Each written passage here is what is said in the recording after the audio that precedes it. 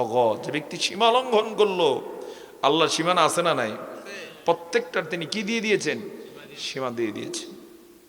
এটা যে লঙ্ঘন করলো, অতিক্রম করলো, তার আপ্যায়নের জন্য রেখে দেয়া হয়েছে কি?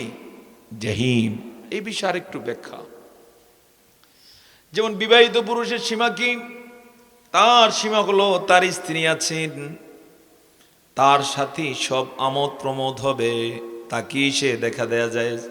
কিন্তু যদি স্ত্রীর বাইরে গিয়ে শালীর দিকে তাকায়, সীমা লঙ্ঘন নাকি সীমার মধ্যে? সাজা আছে না নাই? এভাবে করে করে আল্লাহ তাআলার বিধান পরিপূর্ণ নাকি অপরিপূর্ণ? এই পরিপূর্ণ বিধানের বাইরে যে যাবে সেই কি করলো? সীমা লঙ্ঘন করলো। চলার ক্ষেত্রে, বলার ক্ষেত্রে এভাবে আল্লাহ তাআলা প্রত্যেকটারই সীমা দিয়ে দিয়েছেন। যেমন আমি একটা ছোট্ট উদাহরণ দেই। পৃথিবী চলার জন্য আল্লাহ তাআলা ব্যবসা বাণিজ্য রেখেছেন। নবীজি বলেছেন বরকতের 90 ভাগ আল্লাহ তাআলা রেখেছেন কিসের মাঝে? ব্যবসার মাঝে। আল্লাহ তাআলা বলেন ওয়া আহাল্লাল্লাহুল বাই'a ওয়া হাররামার রিবা। আর আল্লাহ তাআলা ব্যবসায় করেছেন হালাল, সুদকে করেছেন হারাম। কিন্তু ওই ব্যবসার মতো সুদেরও হালাল বানিয়ে নিয়েছে। এরকম ডাকাত আছে না নাই? অবশ্য নাঙ্গলকোটে এরকম নাই। হ্যাঁ, বেশি। কত ভাবে যে সুদ খেয়ে চেষ্টা করে বোঝানোর জন্য সেও একটা বিজনেস করে। ও ডাকাত, ও জালেম, ও সীমা লঙ্ঘনকারী। এটা বিজনেস নয়, এটা আল্লাহর সাথে প্রতারণা। এই প্রতারককে আল্লাহ তাআলা ছাড়বেন না। কি করবেন আল্লাহ তাআলা? আল্লাহ তাআলা বলেন যারা এভাবে সুদ খাবে ফাযানু বিহারবিম মিনাল্লাহ, নবী গো তুমি জানিয়ে দাও তারা যেন আল্লাহর সাথে লড়াইয়ের প্রস্তুতি গ্রহণ করে। নাউজুবিল্লাহ বলবেন না? আল্লাহর সীমা লঙ্ঘন করলে তিনি কত নাখোশ হন, কত ব্যথা পান। ঘোষণা দিয়েছেন তারা যেন আমার সাথে লড়াইয়ের প্রস্তুতি গ্রহণ করে। ওরা তো দূরের কথা, ফেরাউনের মতো লোককে আল্লাহর সামনে টিকতে পেরেছে, এখনো পারবেন? ভবিষ্যতে সব একত্রে যদি আল্লাহর বিপক্ষে যায় টিকতে পারবেনি? সম্ভব। কিন্তু যারা সুদ খায় ভাবে সীমা লঙ্ঘন করে, আল্লাহ তাআলা ঘোষণা দিয়েছেন তাদের সাথে কি? লড়াই। নাউজুবিল্লাহি মিন জালিক। আমার বন্ধুগণ, এরকম যারা আল্লাহর সীমা লঙ্ঘন করে আল্লাহ তাআলা তাদেরকে ধ্বংস করে দেন। তিনি বলেছেন ইয়ামহাকুল্লাহুর রিবা ওয়া ইউরবিস সাদাকাত। তিনি সুদকে দেন ধ্বংস করে, আর দান সাদাকা, ব্যবসা বাণিজ্য হালাল যেটা, এখানে তিনি বরকত দিয়ে দেন। এত আস্তে জবান ছেড়ে বলুন সুবহানাল্লাহ। সীমার মধ্যে থাকলে বরকত আছে না নাই? আস্তে বলুন আছে না নাই? সীমার বাইরে যাবে কোনো বরকত নাই। সব ক্ষেত্রে এজন্য আমরা সীমা মেনে চলবো। রাজি আছি তো ইনশাআল্লাহ? সীমা আমরা তো মানবই। সব সৃষ্টি সীমা মানে কার? আমরা যে সূর্যের একটু আগে উদাহরণ শুনেছি, এই সূর্যের সীমা আছে না নাই? মহাকাশ বিজ্ঞানীদের বক্তব্য হলো সূর্য 9,30,00,000 মাইল দূরে দিয়ে উদিত হয় আর অস্ত যায়। কোনোদিন যদি সীমা অমান্য করে সামান্য কয়েক ইঞ্চি যদি নিচে নেমে আসে, সমগ্র পৃথিবীতে যা কিছু আসে সব কিছু জ্বলে পুড়ে ছাই হয়ে যাবে। সীমা মানে নাকি মানে না? এরপরে উদিত হতে অস্তমিত হতে কখনো কি গরিমাসি করে? গোটা সৃষ্টি সীমা মানে কার? আর আমরা শুধু এক্ষেত্রে আল্লাহ তাআলা প্রায়োরিটি দিয়েছেন যে মানলে মান, না মানলে নাই। কারণ তোদের জন্য জান্নাত জাহান্নাম আছে না নাই? আমরা সেই জান্নাতের প্রত্যাশায় সীমা অতিক্রম করব না। যেমন বলছেন আল্লাহ তাআলা সেটাই মেনে চলবো। আল্লাহ কবুল করুন। সকলে বলে আল্লাহুম্মা আমিন। এরপরে আমার বন্ধুগণ, পরের অংশে আল্লাহ তাআলা বলেন ওয়া আম্মা মান খাফা মাকামা রাব্বিহি ওয়া নাহান নাফসা আনিল হাওয়া ফাইন্নাল জান্নাতা হিয়াল মাআওয়া। ওয়া আম্মা মান খাফা মাকামা রাব্বিহি, আর যিনি ভয় করেন রবের সামনে দাঁড়াতে হবে, লজ্জা পান যে আমার রবের সামনে আমি কি নিয়ে দাঁড়াবো, এই চিন্তা করেন। ওয়ানাহান নাফসা আনিল হাওয়া, এই চিন্তা লালন করে নিজের নফসটাকে নিয়ন্ত্রণ করেন, যা ইচ্ছা তাই করেন না। অনেক গুনার সুযোগ থাকার পরেও গুনার কাছে যারা যান না, আল্লাহ তাআলা সুসংবাদ দিয়ে রেখেছেন, তাদের জন্য আপ্যায়নের জায়গা রেখে দিয়েছি আমার জান্নাতুল মাওয়া। কোন জান্নাত? জান্নাতুল মাওয়া। এখানে একটু ব্যাখ্যা করি। এই পৃথিবীতে কেউ ডানপন্থী, কেউ বামপন্থী, কেউ ভালো কাজ করে, কেউ খারাপ কাজ করে, এই তো। এর বাইরে সাধারণত পাবেন না। কিছু দুষ্ট, কিছু ভালো, এই নিয়ে কি চলছে সমাজ। মূলত এর উপরে ভিত্তি করে আল্লাহ তাআলা হয় জান্নাতে দিবেন অথবা কোথায়, এর বাইরে আর কিছু নাই। আল্লাহ তাআলা এটাই তার রুচি অভিরুচি, এটাই তিনি পছন্দ করেছেন, এটাই তার আশা এবং আকাঙ্ক্ষা। এজন্য কোরআনের সূরা মুলকের মধ্যে তিনি এটাকে বিশ্লেষণ করেছেন এভাবে, الذي خلق الموت والحياة ليبلوكم أيكم أحسن عملا وهو العزيز الغفور।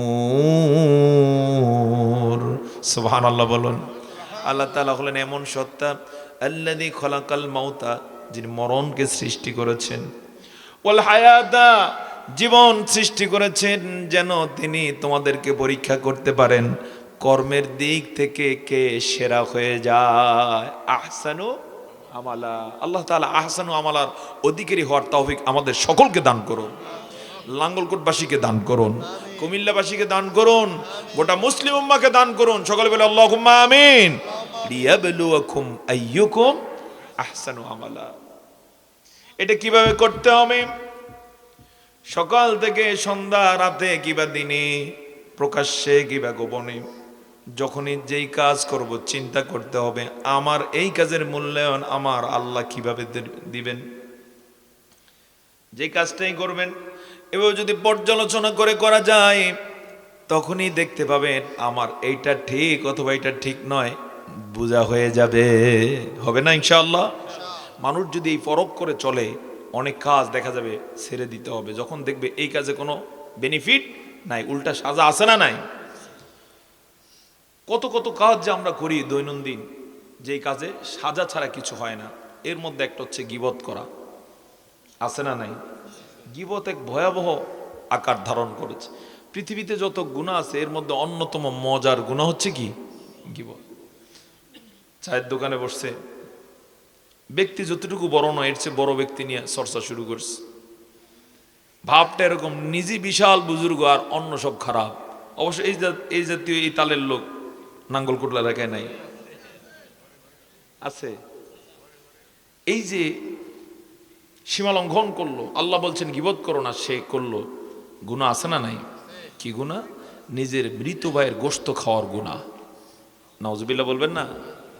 এই জন্য আল্লাহ তাআলা নিষেধ করেছেন, ওয়ালা ইয়াগতাব বা'দুকুম বা'দা আইয়ুহিব্বু আহাদুকুম আন ইয়াকুলা লাহমা আখিহি মাইতান ফাকারিহতুমুহ। জোরে জোরে বলুন নাউজুবিল্লাহ। আল্লাহ তাআলা বলেন, তোমরা কেউ কারো গীবত করবে না। তোমাদের কেউ কি পছন্দ করে নিজের মরা ভাইয়ের গোশত খাওয়া? আল্লাহ বলেন এটা তোমরা পছন্দ করতে পারো না। কেউ যদি কারো গীবত করেন, গীবত কি? সাহাবীরা জানতে চাইলেন, ইয়া রাসূলুল্লাহ গীবত কি? নবীজি বললেন, তোমার কোনো ভাইয়ের ওই বদঅভ্যাস যেটা তার আছে সেটা তার সামনে না বলে পিছনে বলা, এটাই কি গীবত। সাহাবায়ে কেরাম বললেন, ইয়া রাসূলুল্লাহ যদি দোষ থাকে?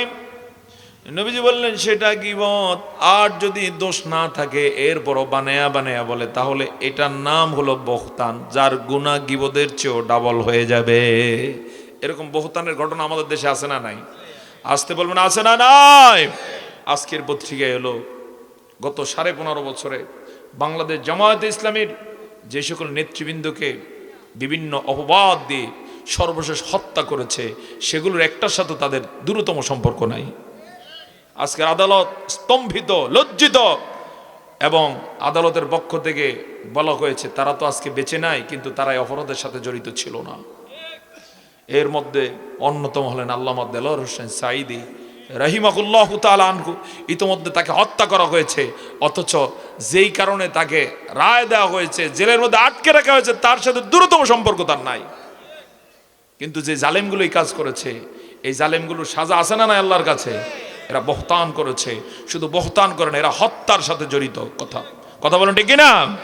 এবং হত্যাকাণ্ড ঘটাতে ঘটাতে এরকম করেছে, সর্বশেষে আমাদের চোখের সামনে দেখলাম 2000-এর বেশি শিক্ষার্থীকে তারা, ছাত্র জনতাকে নির্মমভাবে হত্যা করেছে। তো আমার বন্ধুগণ, আল্লাহ তাআলার স্পষ্ট বক্তব্য হলো, যারা সীমা লঙ্ঘন করবে জাহিম তার শেষ ঠিকানা হয়ে যাবে। পক্ষান্তরে আল্লাহর সামনে দাঁড়াতে হবে। আমরা আল্লাহর সামনে দাঁড়ানো লাগবে নাকি লাগবে না? আজকে 2024 সালের এই তারিখে 21শে জানুয়ারিতে আপনাদেরকে স্মরণ করিয়ে দিয়ে যাই, এখন থেকে ধরেন সর্বোচ্চ 100 বছর পরে আমরা আর কেউ এখানে থাকবো না। থাকবো এই জমিনই, আর উপরে আমরা থাকবো না। কোথায়? সব নিচে। তাও কেউ এই এলাকায়, কেউ হয়তোবা এই বাংলাদেশের মাটি কপালে জুটবে না। কোথায় কার কবর হয়ে যায় কিচ্ছুই আমরা জানি না। এই প্রক্রিয়ায় আমরা চলে যাব। চূড়ান্তভাবে একদিন দাঁড়াতে হবে সবাই একা একা। কার সামনে? আল্লাহর সামনে। সন্দেহ আছে কি? অবশ্য তাদের সন্দেহ আছে যারা আল্লাহরে এত কেয়ার করে না। আছে না? না এরকম? এই যে ডক্টর, ওই যে কি যেন জাফর, হ্যাঁ জাফর ইকবাল, সে শিখাইছে গত 15.5 বছরে আল্লাহ বলতে কিছু নেই। শাহরিয়ার কবির, এরা কত দম্ভ করেছে, মানে আল্লাহর সাথে তারা ফকিন্নির বাচ্চা আল্লাহর সাথে পাল্লা দিতে আসছে। কথা বলো ঠিক কিনা? এগুলো করে করে গোটা জাতিকে তারা বঞ্চিত করার অপচেষ্টা করেছে, কিন্তু সময়ের ব্যবধানে জাতি ওদেরকে চিনে না। আল্লাহ তাআলা যারা এরকম তার সাথে নাফরমানি করে যাচ্ছে, এদের খপ্পর থেকে গোটা জাতিকে রক্ষা করুন, এদের কুপ্রভাব থেকে মুসলিম উম্মাহকে হেফাজত করুন। জোরে বলে আল্লাহুম্মা আমিন। আমাদেরকে অবশ্যই দাঁড়াতে হবে কার সামনে? আসতে পারো না কার সামনে? এসেছি যেমন একা, যেতে হবে একা, দাঁড়াতে হবে কার কাছে? আল্লাহর কাছে। তো আল্লাহ তাআলা বলেন, ওয়া আম্মা মান খাফা মাকামা রাব্বিহি, আর যে ভয় করবে মাকামকে, দাঁড়ানোকে, রব্বি কার সামনে? তার রবের সামনে দাঁড়ানোকে ভয় করবে। ওয়া নাহান নাফসা আনিল হাওয়া, এই জন্য নফস যা চাবে সেটাকে নিয়ন্ত্রণ করবে। নফস সাধারণত ভালো কাজ বেশি চায় না খারাপ কাজ চায়? আসতে বলুন, ভালো চায় না খারাপ চায়? যেমন ফজরের সময়ে মুয়াজ্জিন আজান দিয়ে দিল, আসসালাতু খায়রুম মিনান নাওম, মন কি চায় সে সময়? উঠিস না, হ্যাঁ একটু লেফটটা মাত্র গরম হয়েছে, কম্বলটা একটু গরম হয়ে আসছে, সারা রাত ঠিক মতো ঘুমাইতে পারস না, একটু ঘুমা। আসে না? না এরকম নফস কি চায়? আর একটু ঘুমাও। সময়ের ব্যবধানে শোনা যায় একামত হয়ে গেছে, তখনও বলে যে ঠিক আছে একা একা বইরা নিস, কিন্তু তখনও উঠতে পারে না। এক পর্যায়ে এমন হয় সূর্যোদয় হয়, সে দাঁতে রৌদ্র লাগিয়ে লাগিয়ে আস্তে আস্তে ঘুম থেকে ওঠে। অবশ্যই এই জাতীয় লোক নাঙ্গল কোটে নাই আছে কি? এরা তাহলে প্রাধান্য দিলে দুনিয়ারে না আখেরাতকে? হ্যাঁ, নফসকে তারা কি করতে পারলো না? নিয়ন্ত্রণ করতে পারলো না। পক্ষান্তরে নফস কারা নিয়ন্ত্রণ করতে পারেন? ওই যে আজান এলো, আজানের আওয়াজ কানে আসার সাথে সাথে যে কোনো মূল্যে তারা উঠে যায়, দোয়া পড়ে নেয়, আলহামদুলিল্লাহিল্লাযী আহইয়ানা। মুখস্থ আছে না? আলহামদুলিল্লাহিল্লাযী আহইয়ানা বা'দামা আমাতানা ওয়া ইলাইহিন নুশুর। এই যেমন দোয়া পড়ে, পাশাপাশি ওযু করে পরিচ্ছন্ন পবিত্র হয়ে যায়। প্রচণ্ড শীত, হয়তোবা কাঁপতেছে শীতের কারণে, এরপরও নফসকে নিয়ন্ত্রণ করে আল্লাহর নাম নিয়ে মসজিদ পানে ছুটে যায়। বিনিময়ে আল্লাহ কি রেখেছেন? মসজিদে গেলেন, ঘরে অথবা মসজিদে যখন 2 রাকাত সুন্নত পড়লেন, কোন ওয়াক্তের? ফজরের। নবীজি বলেন, রাকাতাইনি মিনাল ফাজরি খায়রুম মিনাদ দুনিয়া ওয়া মা ফিহা। আল্লাহর যেই গোলাম ফজরের 2 রাকাত সুন্নাত আদায় করেন, আল্লাহ এত খুশি হয়ে যান, গোটা পৃথিবীতে যা কিছু আছে, আমেরিকা থেকে জাপান পর্যন্ত, রাশিয়া থেকে অস্ট্রেলিয়া পর্যন্ত, যত সম্পদ, সোনা গয়না, দালান কোঠা, যত ধরনের স্থাবর অস্থাবর সম্পদ আছে, সব একত্র করে যত দাম, তার চেয়ে বেশি দাম আল্লাহ 2 রাকাত সুন্নতে দিয়ে দেয়। সুবহানাল্লাহ। আর যে পড়লো না সে পাইলো না হারালো? পেলো না হারালো? পক্ষান্তরে যিনি পড়লেন পেয়ে যান। সুবহানাল্লাহ। এখন বলতে পারেন যে হুজুর আসলে এটা যে পাই দেখি না, তো এই জন্য এত কেয়ার করি না। দেখলে বা যদি নগদ পাইতো একেবারে তারে এনে সামনে যদি দিত, তাহলে একটা কি লাগতো? গুরুত্ব লাগতো। জবাবটা এভাবে দেব, আল্লাহ অবশ্যই দেন, এটাই তো ঈমান। কি বলেন? এটাই কি ঈমান? আমরা আল্লাহর প্রতি ঈমান আনছি নাকি আনি না? ঈমানের একটা চ্যাপ্টার হলো না দেখি কি করা, বিশ্বাস করা। এরপরে যুক্তির খাতিরে বলছি আপনাকে, যদি তিনি দিতে চান, দেওয়ার ক্ষমতা তার আছে না নাই? দিলে আপনি রাখবেন কই? তিনি দিতে পারেন, আপনি রাখবেন কোথায়? আপনার নাঙ্গলকোটের এই এলাকায়, কি সেহরিয়া এলাকায় আসার সময় যে রোড ব্যবহার করেন, ফেরেশতারা যদি গোটা পৃথিবী পরিমাণ একজনের সুন্নতের পুরস্কার হিসেবে পৃথিবীটা এই সেহরিয়া এলাকায় দিতেন, এই এলাকায় তো ধসে যেত। সুবহানাল্লাহ বলবেন না? শুধু ফজর তো একজন পড়ে না, হাজার লোক ফজর এখানে আদায় করেন না কি করেন না? সবারে যদি একটা করে দিতেন, সে থাকবে কই? পুরস্কার রাখবে কই? এরপরে ফরজের দাম কত সেটা কল্পনীয়। সুন্নত দিয়ে নবীজি বুঝিয়েছেন, ফরজেরটার দাম কেউ কল্পনাও করতে পারে না। এভাবে প্রতিদিন সওয়াব আছে না নাই? আল্লাহ তাআলার জন্য শুধু ফেরেশতাদেরকে বলে রেখেছেন, তোমরা লিখে রাখো, আদালতে আখেরাতে আল্লাহ তাআলা পুরস্কার হিসেবে দান করবে। কারণ সে আখেরাত হচ্ছে এই পুরস্কার ধারণ ক্ষমতা সম্পন্ন। সুবহানাল্লাহ বলবেন না?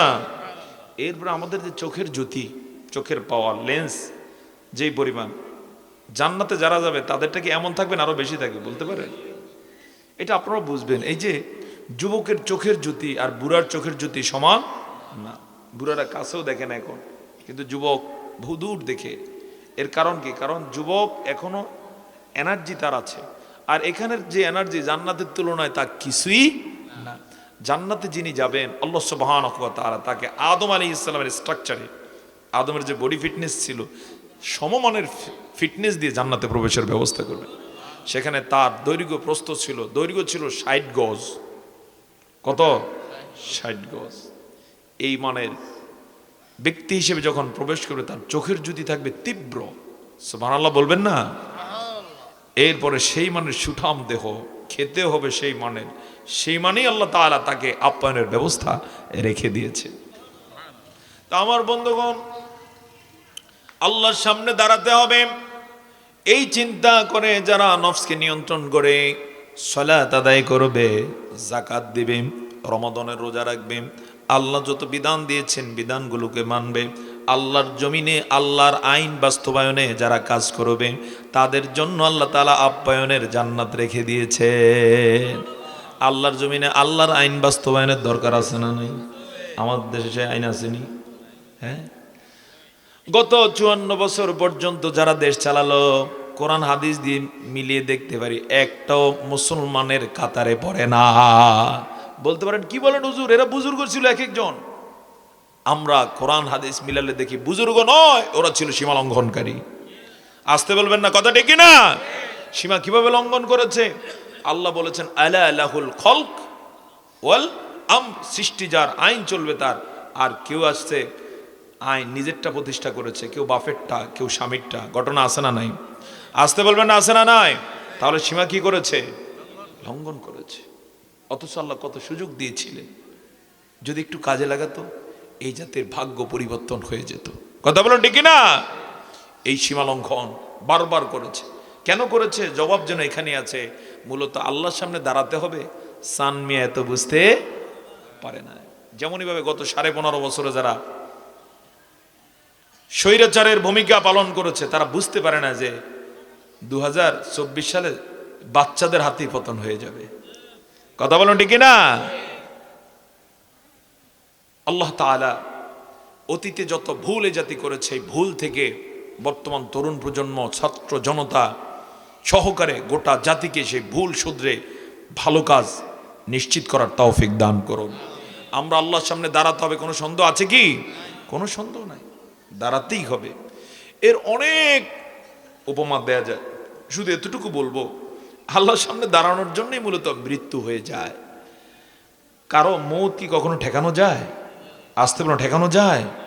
এই যে মতিয়া চৌধুরী, সাবেক মন্ত্রী, কি পাওয়ারফুল একজন নারী, তাকে বলা হতো অগ্নি কন্যা। আজ আছে কি সে অগ্নি কন্যা?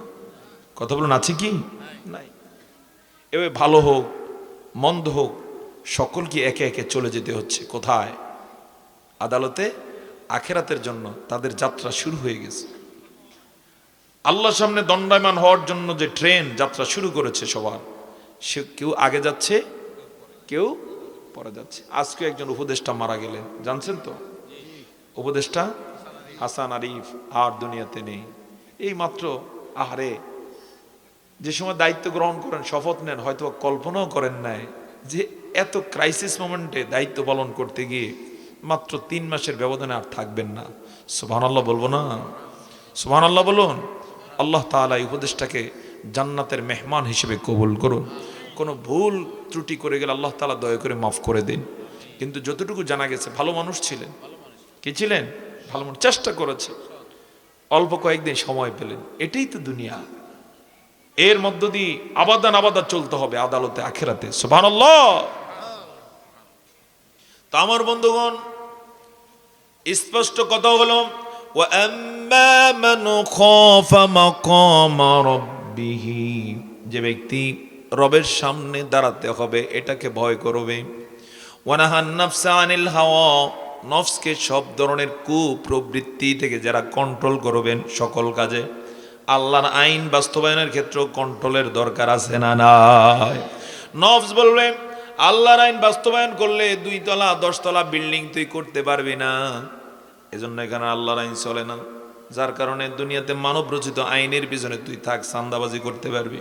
এরকম নফস চায় নাকি চায় না? অবশ্য নাঙ্গল কোটের লোকদেরকে এরকম চায় না, এরকম চাবে।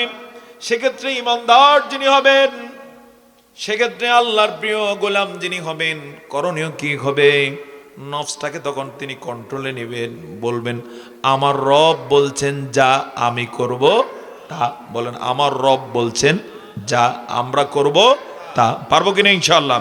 যদি করতে পারি, সুসংবাদ, وَنَهَى النَّفْسَ عَنِ الْهَوَى فَإِنَّ الْجَنَّةَ هِيَ الْمَأْوَى,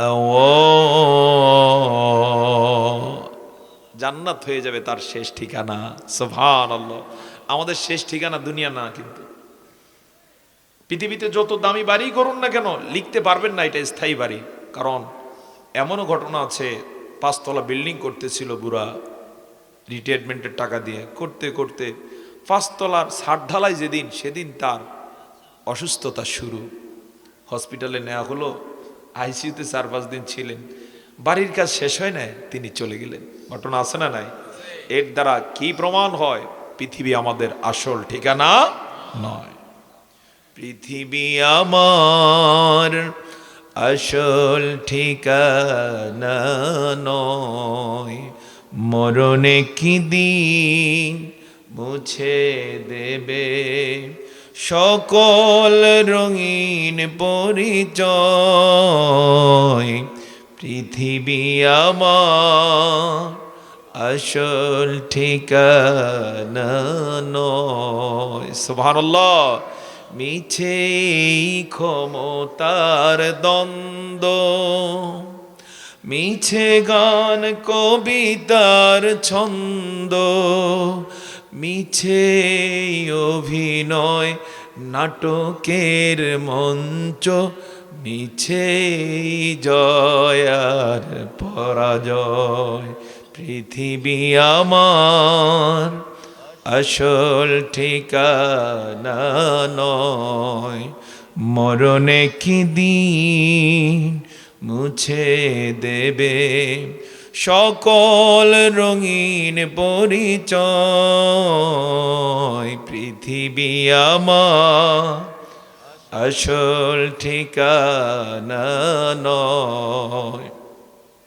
তো এই জন্য আল্লাহ তাআলা বলে দিচ্ছেন, ওয়া আম্মা মান খাফা মাকামা রাব্বিহি ওয়া নাহান নাফসা আনিল হাওয়া ফাইন্নাল জান্নাতা হিয়াল মাআওয়া।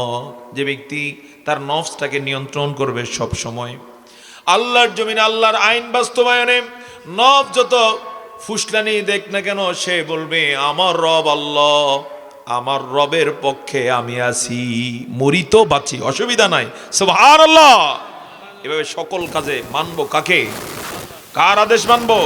পারবো তো ইনশাআল্লাহ। আসুন এই সিদ্ধান্ত গ্রহণ করি, তাহলে আলোচনা সার্থক হবে। জোরে বলে ইনশাআল্লাহ। এই বিষয়টা মাথায় রাখবেন যে আমরা এখানে তো চিরদিন থাকবো না। এমনও হতে পারে আজকের মাহফিলে এসেছি হাসি মুখে, কিন্তু কাফনের কাপড় বাজারে চলে আসছে, হতে পারে কি না? এটাই বাস্তবতা, এটাই বাস্তবতা। এমন কি হতে পারে অনেকেরই কাফনের কাপড় উৎপাদন হয়ে গেছে, হতে পারে কি না? আমরা এখানে থাকবো না। এজন্য আসুন জীবনটাকে বর্ণিল করে যায়। এখানে যা দেয়ার আল্লাহ তা দিবেন নাকি দিবেন না? আসতে বলবেন না, দিবেন নাকি দিবেন না? অবশ্যই দিবেন, কিন্তু চূড়ান্তটা পেতে চাই কোথায়? আদালতে, আখেরাতে। একদিন আমার এক ওস্তাদ প্রসঙ্গত বললেন যে আল্লাহর কাছে দুনিয়াতে অনেক কিছু পেয়েছি, এখন চাইতেও ভয় করে। আল্লাহর কাছে এভাবে চাই, আল্লাহ দুনিয়াতে যতটুকু পেলে পরে আখেরাত নষ্ট হবে না, তুমি অতটুকুই দিও। কারণ চূড়ান্ত ডেস্টিনেশন কোথায়? আখেরাত। দুনিয়াতে তো এক পেট, তো আল্লাহ চালিয়ে নেবেন, কারণ এখানে আমরা 1000 বছর থাকবো না, মাত্র 60, 70, 80 কি 100 বছর। কিন্তু মৃত্যুর পরের জীবন যে একটা শুরু হবে কোনো কি নাই, শেষ নাই। যা সামান্য আমল করছি এই দিয়ে চলতে হবে 1000 কোটি বছর। আল্লাহু আকবার বলবো না? এমনও হয় কখনো কখনো ভালো ইনকাম যারা করেন 1 লাখ টাকা দিয়ে 1 মাস চলতে পারে না, আছে না না এরকম ঘটনা? সেখানে 12 লাখ টাকা দিয়ে বোঝা গেল তাহলে 1 বছর চলতে পারেন না তিনি। সেখানে টোটাল জুনিয়র হিসাব করলে 60 বছর চলার জন্য যে টাকা দরকার, এই টাকা তাকে জোগাড় করতে হয়েছে অনেক দীর্ঘ সময় জুড়ে।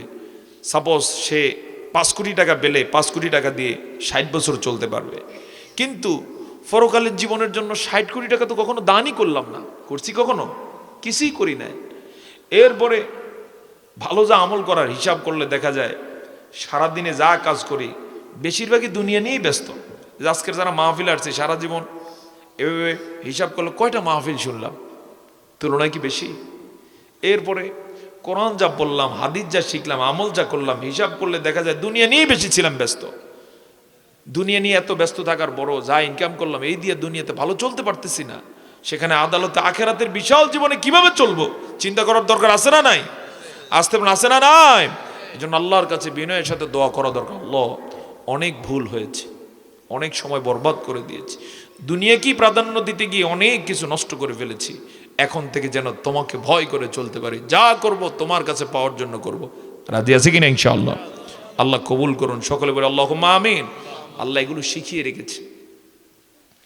আমরা যে কুরবানির দিনে কুরবানির পশুর গলায় ছুরি চালানোর পূর্বে একটা দোয়া পড়ি, কি দোয়া?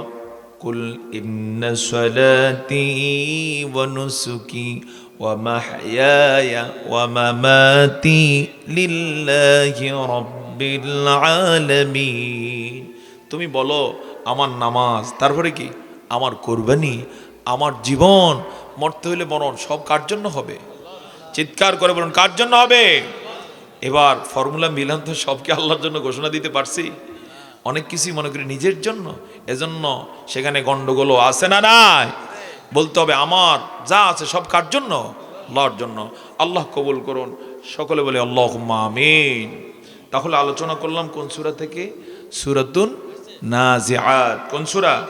সূরাতুন নাজিআতের 37 নম্বর আয়াত থেকে, বেশি না 41 নম্বর আয়াত পর্যন্ত কিছু আলোচনা করে আমার আলোচনাকে গুছিয়ে আনতে চাই। আলোচনায় আল্লাহ তাআলা আমাদেরকে বারাকা দান করুন, আমরা যতদিন বেঁচে থাকবো পরকালমুখী, পরকালকে কেন্দ্র করে